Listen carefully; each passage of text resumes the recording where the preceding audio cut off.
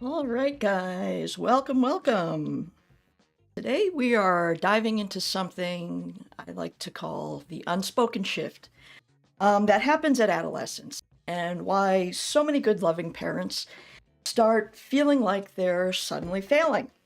And so, if you've ever looked at your teen and thought, what has happened to my child?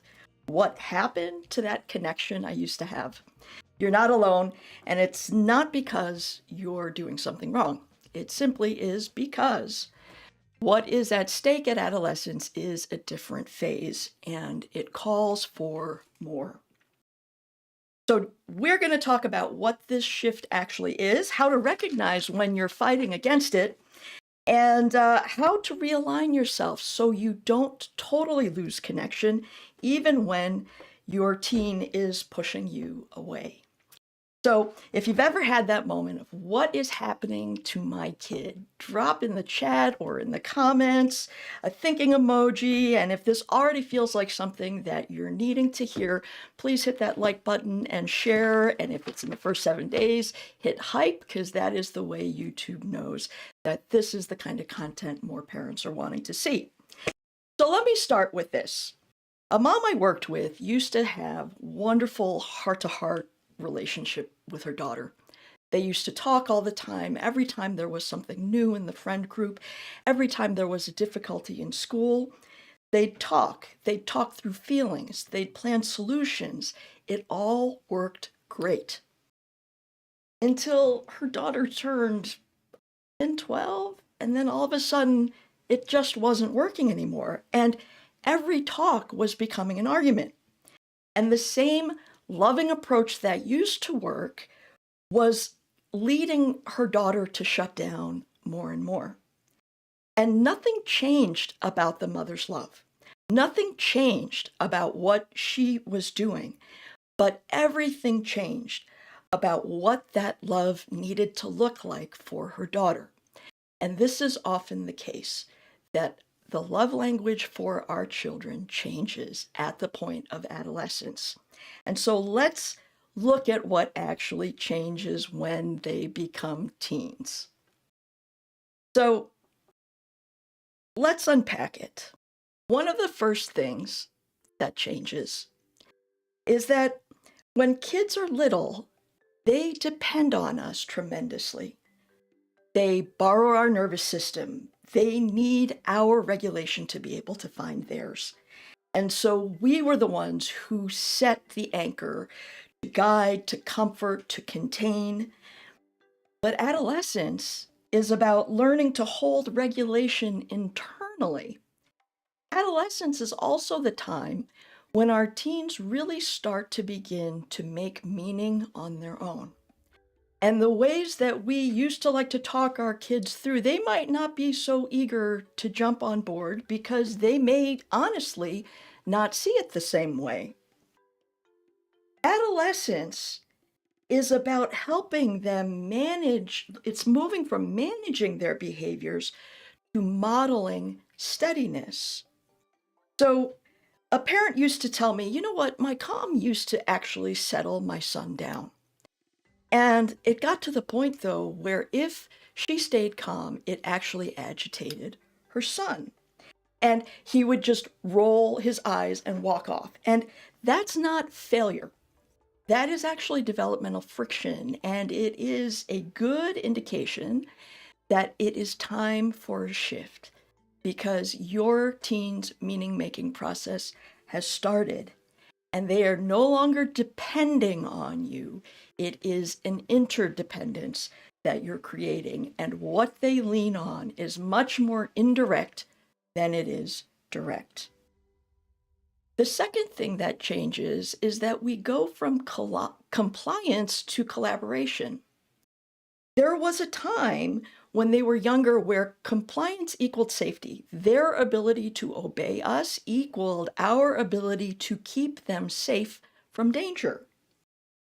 So don't run in the street, brush your teeth, go to bed by a certain time. Now, their job is to differentiate. This is the time for them to be building a greater sense of autonomy. and to figure out who they are apart from us. One of the best and most surefire ways to begin to start to identify who you are is to start identifying who you are not. And parents become that first really convenient not me. So they aren't going to naturally want to comply with you. Parents need to shift into a much more collaborative place. Now, the thing is, as things move forward in adolescence, the stakes go up, which is often what leads parents very much to want their teens to comply with the suggestions they have and so on, because they see that, we see that, parents see that when our kids comply with us, as they're listening to us, they're taking our guidance, and we're being effective as parents. When we demand obedience, though, what our teens hear is that we want to try to control them. When we demand obedience, what they hear is we're not comfortable with them starting to take more ownership of their lives. So think about the 15-year-old who, at the sight of any limit, any rule, they question every rule. And the parent is thinking, my God, what is this disrespect?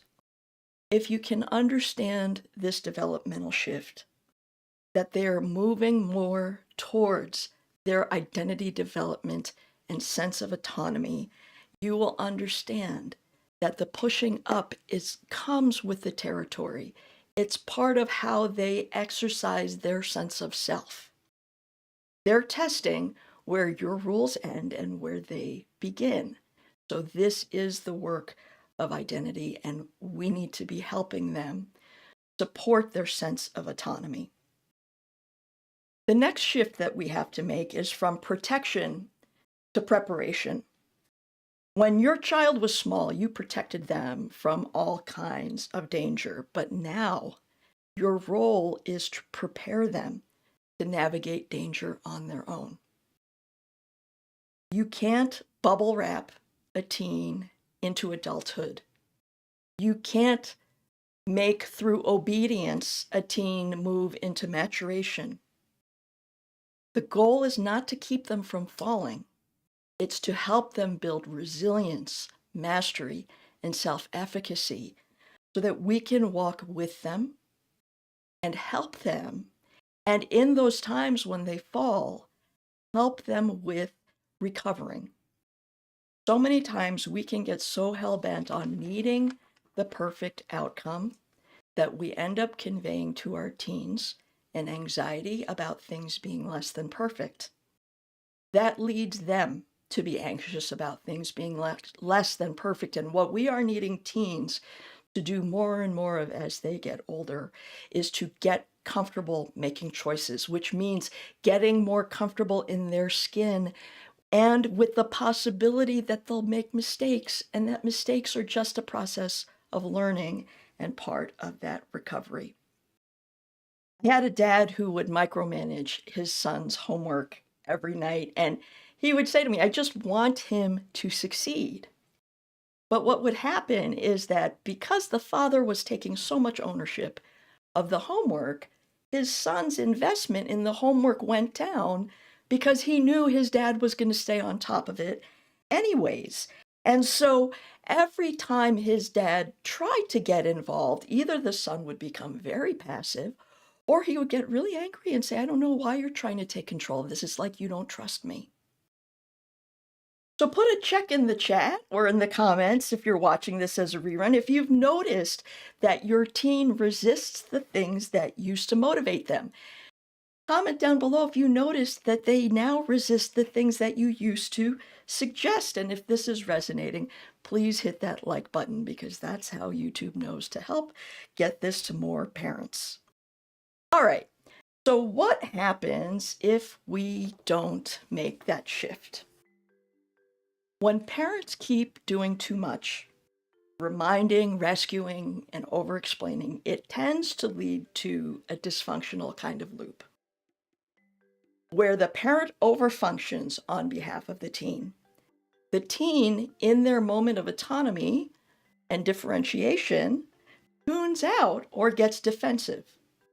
What happens is the parent feels disrespected and then tends to double down.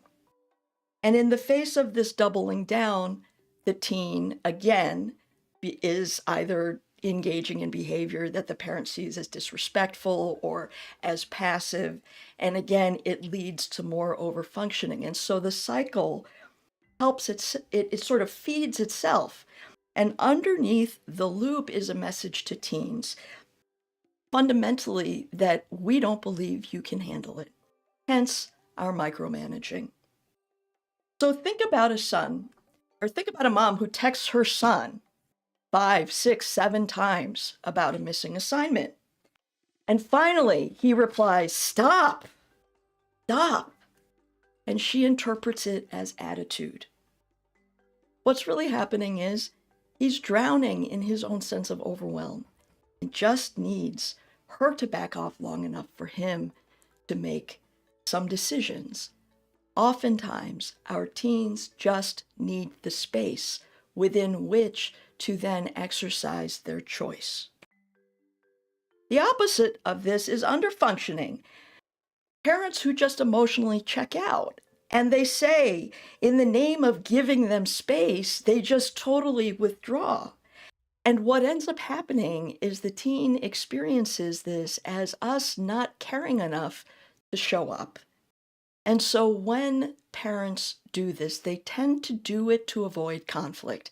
They say, "I'm sick of fighting, so I'm just letting it go." What can often happen, though, is that teens will escalate their behavior in order to gain a kind of sense of connection. Even though it may set off chaos, it is amazing what our teens will do to get us to show up. And if you have a tendency to underfunction or to show up less or to be a little bit emotionally distant, this is going to be one of those challenges for you to step forward into your discomfort. A father once said to me, "My daughter only talks to me when she needs something." And I asked him, "Well, when do you talk to her about stuff that isn't about stuff she hasn't done?" And that became a real moment for that parent to really stop and to think. So drop in the chat now or in the comments, which loop do you tend to find yourself more in? The overdoing, overfunctioning side or the underfunctioning side? If this part is hitting home, please hit share so that this can get to more parents. All right, so how do we start parenting differently when everything in us just wants to fix, explain, or retreat out of comfort? So one of the first things is that we have to move from fixing to guiding. When our teens struggle, our instinct always is to jump in, typically, and fix. Us Gen Xers, Zennial parents especially, we have been looking forward to this journey with our kids, especially thinking about our own experiences growing up. And so it is about not just jumping in, though, because when we just jump in and take over, it communicates that we believe they can't handle it. Guiding would be more like, what part of this do you want help with? This prompt encourages them to start thinking about, number one, the problem or whatever situation they're in being theirs. Number two, it implicitly also starts to set up encouragement of them to think about the process of seeking help. And third, it also marks the parent then as someone who can be helpful. So if the parent says, "Hey, look, it looks like you're having a rough day. If there's anything that you need help with, just let me know. I'll be in the kitchen." That then marks where the problem becomes the teens. It also lets the teen know where to find you as the parent to initiate bringing you in for help. These sound like time consuming. There's just too much at stake. We can't afford to like slow things down so that we have this kind of communication. Yet this shift is so important because if you cannot signal to your teen that you acknowledge whose life it is and that they are gaining more and more ownership of it, they are immediately going to take anything that you're doing in terms of fixing as just an attempt to control them, and it will lead to greater conflict and disconnection. So it was really interesting because what starts to happen is that kids will start speaking up. And so, for example, one son finally said to his mom, "Please text me once. When you text me 10 times, it just feels bad." That was huge progress for them. That only started because the mom started backing up and could start to hear her son more. Okay, the second shift is from moving from monitoring to mentoring. Monitoring tends to be about control, knowing everything. And this is the other place where it comes into play for parents. Parents, when we're really wanting to make sure we're being thorough, that tends to be when we get into monitoring mode. And it becomes a slippery slope because as soon as they feel any sense of control, that creates an immediate point of disconnection with your teen. Mentoring is about influence. Mentoring is you becoming Gandalf on the hill, being someone that your teen actually wants to listen to. And the first start to that is by relinquishing your need to tell them what to do about everything and to be open to hearing more where they're coming from and offering them kind of your observation of what you see and then again offering of help. So you may say to your teen, you seem off a bit lately. Is there something going on? Teen might say, I really don't want to talk about it. You can say in response, okay, that's fine. Look, just know I'm here. If you change your mind, I'll be wherever. And you let them know where you'll be. The third shift is that we need to move from just staying calm to actually being clear. One of the ways we play our steady role is by being very clear about our expectations and the limits that we're holding our teen to. Oftentimes, we wish that this would be the really collaborative part where collaboration means the teen agrees with the limits that we have, that the teen understands them and appreciates them. Most of the time in reality, teens aren't going to appreciate the limits that we set. They're not going to like them. That's okay. We still need to set the limits that we need to set. Clarity says, I love you, and this is what I'm willing to participate in and what I'm not willing to participate in. Clarity says, I love you, and this is what I expect of you. So when your teen slams the door or says, just shut up and snaps at you like that, it isn't for you to just say, okay, well, I'm sorry you're having a bad day. No, it's to say, whoa, ouch, looks like you're having a bad day. I'm not okay having you talk to me this way. So if you're calmer, when you're calmer, I'm happy to continue this conversation with you. So again, it's not just calm. It's not just faking calmness. It is actually authentically being grounded enough so that you can stay clear. In other words, calm is in the function of being more clear. It isn't to just go along to get along. All right, so let's name the shifts or the obstacles that get in the way of parents making this shift, because honestly, it's very, very rarely. I have yet to see it be a lack of love. Parents never get to the problematic places they get to with their teens because they think to themselves, how can I screw my kids over most effectively? We only get to the places we get to with our kids out of the most sincere, intense love and our belief that we are doing the best. And so it's rarely a lack of love that gets in the way. Rather, it tends to be fear, guilt, and difficulties with self-regulation. All right, so one of the first myths that parents hold, or one of the fears they hold rather, is that if they start to move back, they're going to lose all control and everything is going to fall apart. And catastrophic thinking can start taking hold then. But here's the truth. Things tend to fall apart, and our feeling of things becoming more and more chaotic tends to happen when we are gripping too tightly. Influence is always stronger than control, and teens follow the parents they trust, not the ones who win the arguments. So there is a huge difference between being right and being effective. And when you're trying to influence your teen, you might be arguing why you are right. Being right is not the point. Your teen is in the process of finding their own way of coming to what is their version of the right answer.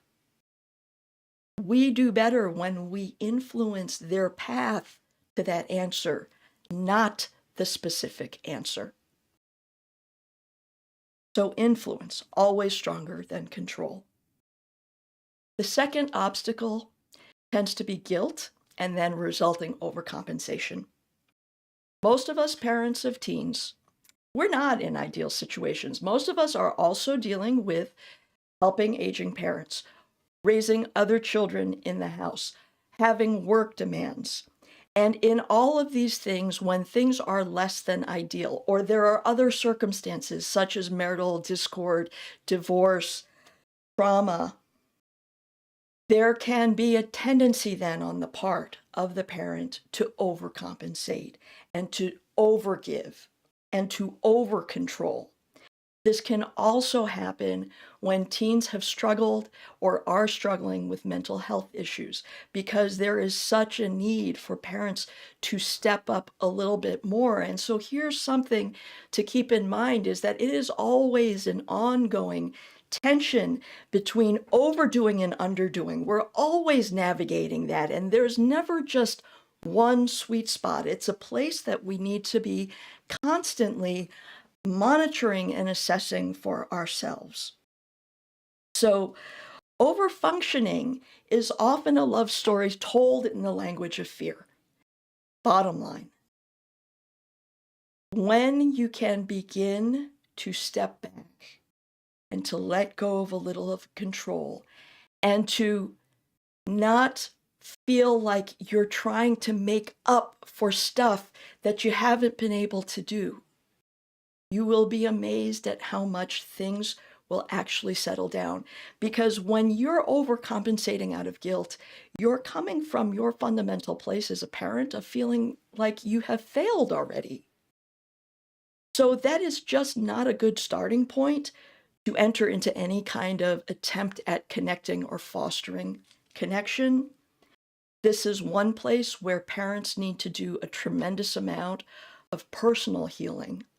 Because honestly, it is a reality, and it has to be okay that we as parents can't do it all.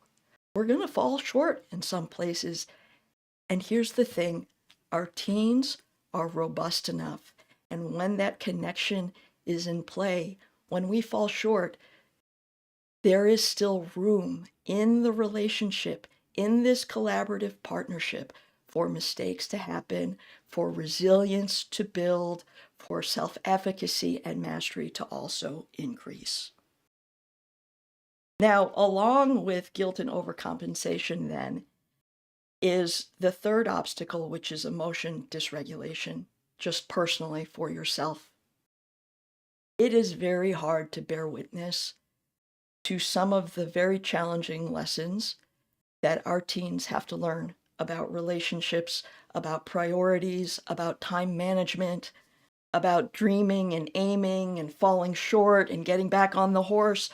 All of these things can be incredibly triggering to watch. Then add on top of that teen moodiness, volatility, behavior that's erratic. You can get spun around real fast. And so our own reactions can start to get super big in response because our own feelings are sort of larger than life for us. So the work then becomes on helping ourselves learn how to reground, how to anchor ourselves, and to stay steady. And some of these things require challenging beliefs you may have about what it means to be a parent, what your job is a parent. So this is my goal in this talk, is to help open up a different way for you to be thinking about your role, because it isn't about delivering to your child a perfect life. Quite honestly, that's quite impossible. Quite impossible. And so let's end with some concrete steps on how we can actually shift things. And before we jump to that, what one do you notice in yourself about obstacles? Is it guilt? Is it fear? Is it your own personal dysregulation? Which one is the one that you struggle with the most? Or maybe it's a mix. Okay, so in terms of concrete steps that you can end with today, all right, that you can start with today, is number one, name what's actually changing. Acknowledge for yourself right now that your role is shifting, that your teen's love language has also shifted as a result of their movement into adolescence. When you stop fighting the transition, you can start actually adjusting to it. The second thing that you can do is to hold limits with warmth. Limits and boundaries don't have to be something that are delivered with anger. That is a piece of residue from old school parenting, where there used to be this feeling that if you really conveyed how angry you were, the anger of the parent would be prevention reason enough for the teen to avoid the thing. What anger does is it just increases disconnection. We maintain steadiness and a steady connection when we can hold our limits with warmth, when we can understand a challenge to a limit isn't just them trying to be difficult. That's their developmental process of identity formation. It's their brain in the process of expansion. And so the more warm we can be, the more they feel supported. That it's not a huge deal if they get the limits wrong, because it can be fixed, it can be addressed. The third thing is to practice micro repair. Sometimes we can get super overwhelmed into thinking that we have to be able to fix the whole thing and have that almost bliss-like union that used to be there when our kids were super little. And you know what? That's just not how human relationships work. And the cool thing is, when your child moves into adolescence, they're starting to come into their identity from which they can start to have their first full-fledged relationship with you as the parent. It is the chance for the first time in our kids' lives that they're having a choice about how they want to lean on us, where they want to make use of us. We can practice micro repair. So let's say that you've been super controlling and micromanaging. You can always just say to your teen, I know I've been really on top of you lately, and I realize I've just missed that we're in a totally different phase. So, you'll notice I'm just going to start some small changes starting now. Instead of bugging you to tell me about your day at school, I'm just going to say I'm here. And if you want to share with me, let me know. Small things. So start somewhere concrete. And the fourth thing is to seek support. We're not meant to parent in isolation, and there is just this weird thing that happens when it comes to parenting teens. As parents of little kids, we're very open to talk about the challenges we're having in parenting, but once the challenges start happening with our children who are in adolescence or young adulthood, new things like shame start to come up, things like feeling like we need to protect the privacy of our teens, so therefore we don't let any of our friends or family know what's going on for us either. It only will escalate dysregulation on your part, that hiding. And so one of the biggest antidotes to shame is to show yourself, because there is no shame in the challenges that you might be having with your teen, because most parents are having these struggles. A lot of us, we thought, especially if you were into gentle parenting for that first half, we thought that if we did the right things, that somehow we would get to adolescence with our kids and it would be a walk in the park. And it turns out that it's not so simple. So seek support, whether it's friends who you can actually be honest with, not compete with, whether it's a church group, whether it's a support group, whether it's through a parent coach or through therapy. Do something to seek support. So think, what is one shift that you are ready to make starting today that you will implement this week? Comment down below. When you name it, it helps you hold yourself accountable, and it helps other parents see that there are parents who are working on it too. So the unspoken shift at adolescence is this: your authority no longer comes from being in charge. It comes from being in relationship. And you're not losing your influence. You're learning to use it differently. And so this isn't about failure. It's about learning to evolve alongside your teen. So if you want a step-by-step way of building this kind of clarity and connection, check out my online course, From Chaos to Clarity. It's designed to walk you through these shifts in detail, and you can find that link on my channel homepage. And so before you go, hit like, hit hype, share this live with one parent who's questioning if they're doing enough, because maybe what they need isn't more effort, but just a different stance and a different place to come from. So no fear, no shame, just the truth. All right, guys, I will see you next time. Thank you for joining.